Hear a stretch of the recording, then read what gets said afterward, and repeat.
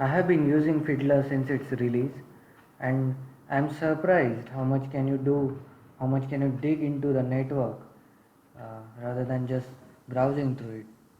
Recently, I was going through some forums and found that few people do not know how do you save the details of some request or response from the browser using such tools like Fiddler. So just thought of writing a simple article on it so that everyone can know how do they do that. Well, this is Mukesh from syntaxerrors.com. Let's figure out how do you do that.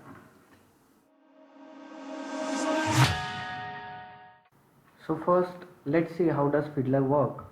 Basically, Fiddler sits between your PC and the network, and it monitors or keeps an eye on every request and response that happens between your PC and the network. So it has got details for everything that is happening between network and your PC, and you can of course save everything in that particular context.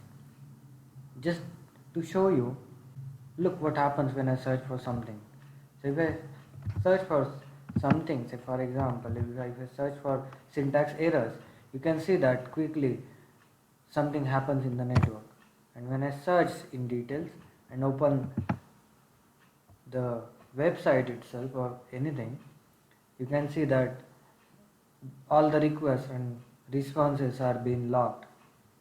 And now notice even that everything that is happening here has different icons. These different icons mean different things. All the things which have 200 as a result are the valid requests and even responses. I don't know. And you can save one of them. So how do you do that?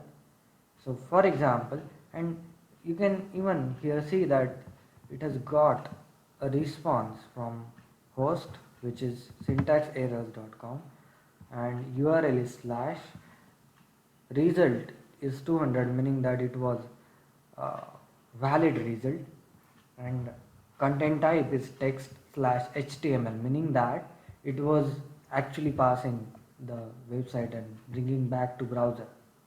So if I want to save this request, how do I save that? So a proper procedure for this is you just right click on it, go to save, and you have got now request as well as response. When that particular request was made, what was the response being sent from the server, and even what was there in the request. You can save the entire request or you can save the request body only. This is basically helpful when you are building your own application and it is breaking somewhere, and for debugging purpose you can actually use this request in the saved form. So you just click on entire request and you can save these things. So if I go to desktop now and if I save this request as okay, just save it as request.txt, and similarly I will save the response as well. So go to save again, response, and I want to save the entire response. Let's rename it to just response.txt.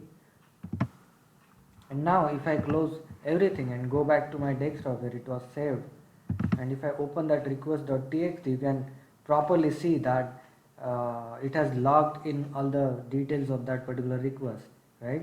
From where it came from, and what was the proxy authentication, and what kind of network it is, who sent that, and what was the encoding of the form, and even any cookies saved into my system. So this is particularly important thing. And similarly, even the response is been saved, the thing that came out as a output, that also is been saved, and it has got each and every detail that can be helpful for you. So this is how you save the response and request. So again, as usual, I hope this solution solves your problem. This is Mukesh signing off from syntaxerrors.com.